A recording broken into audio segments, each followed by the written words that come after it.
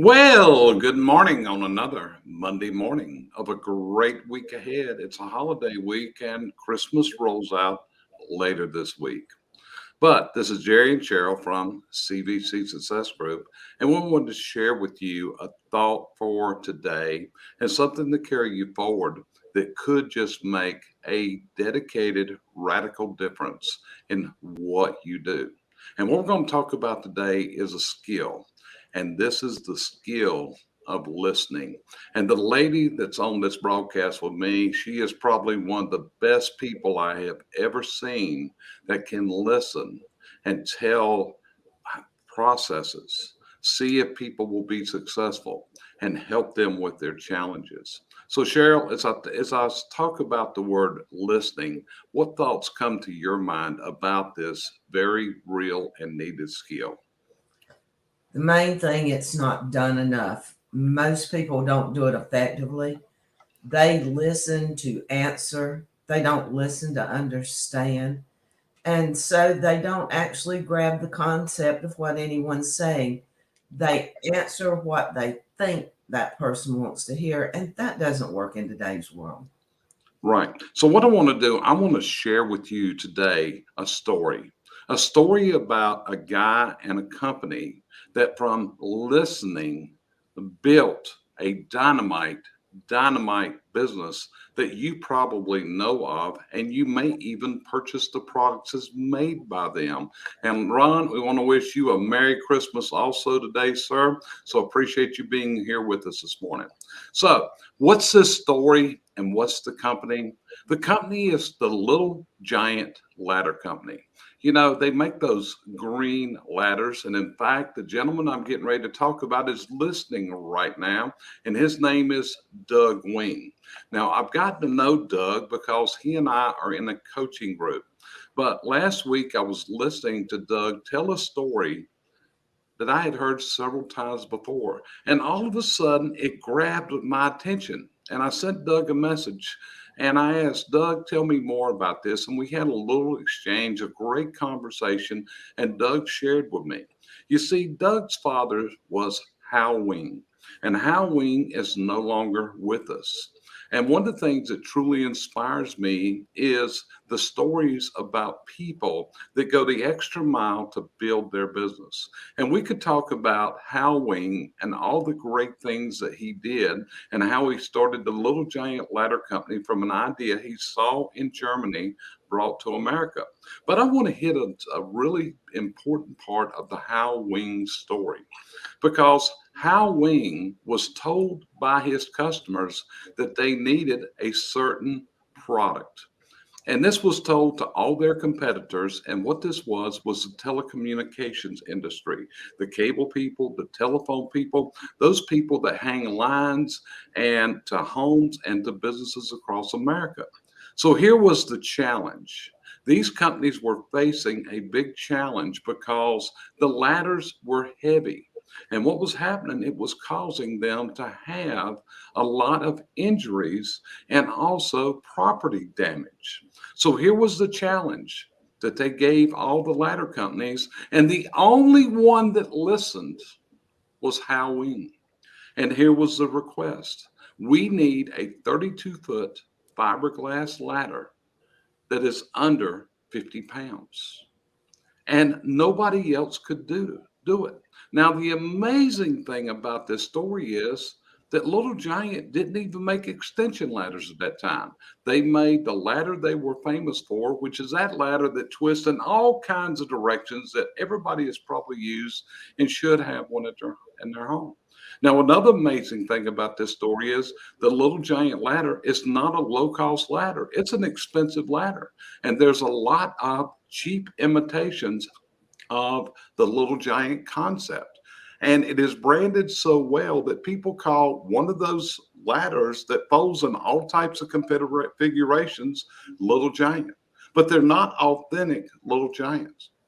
So, what did Hal do? He and his research team went to work and they devised that ladder that met the customer demand. That's right, they met that demand. What everybody else said was impossible. Warner, Louisville Ladder, all these big companies, they laughed at Hal. And I bet you in your lifetime, you may have been laughed at with some of your thoughts. But Hal was determined and he turned this out. Now, I asked Doug, and he would not share with me the numbers of the actual sales. But I can assure you, it was a really, really great number of sales. And what did they do? This enabled the Little Giant Ladder Company to take over the ladder manufacturing for the telecommunications industry. And as we look, it is probably the number one branded ladder in America.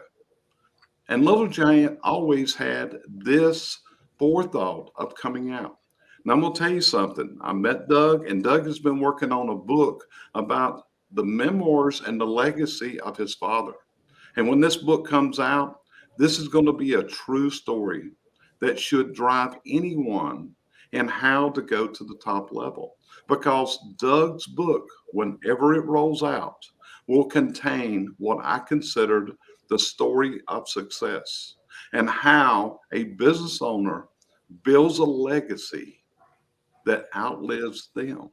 Because even though Hal is no longer with us, I never had the pleasure or the honor of meeting Hal Wing, but I've heard these stories just like I never met Colonel Sanders.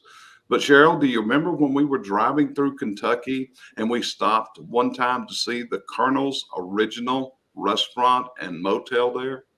And yes, and we were both amazed. I mean, it was a drop in time, but the man listened.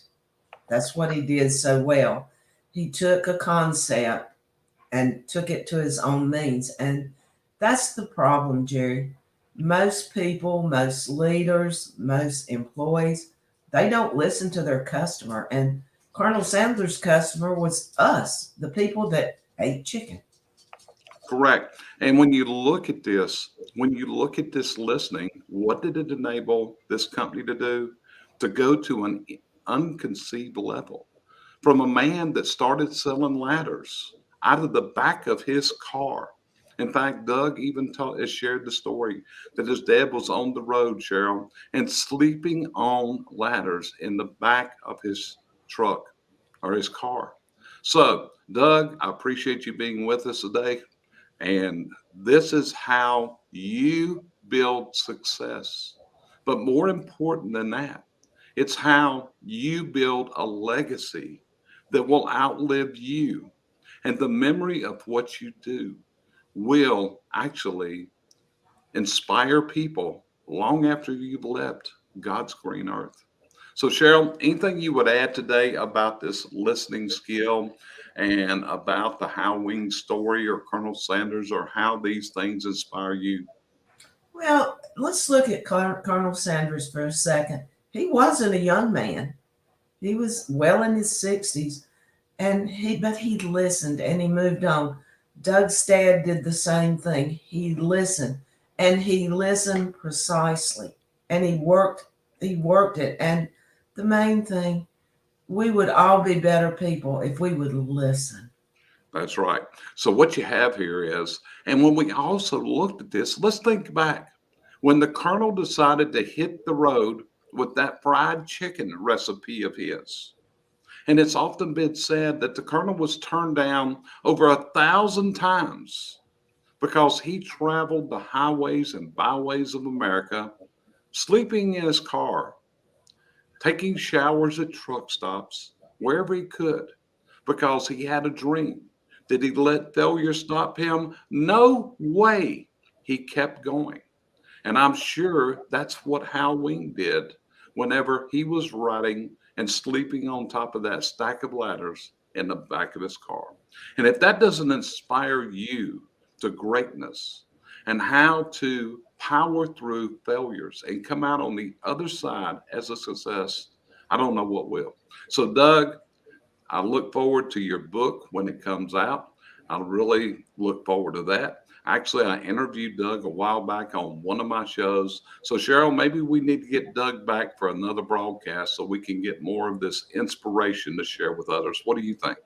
I think that would be a super idea. Doug, if you're interested, just kick us in a yes, and we look so forward to it. That's it. So, with that, we hope this is a Monday thought that you will carry through this week. Remember, this is the most special time of the year. This is when you create memories. You will create memories that will last you forever.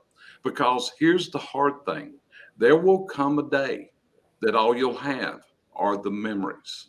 As we look at it and we lose our friends and we lose our family members due to the natural course of life, there are so many, Cheryl, that we know that all they have this Christmas is those memories.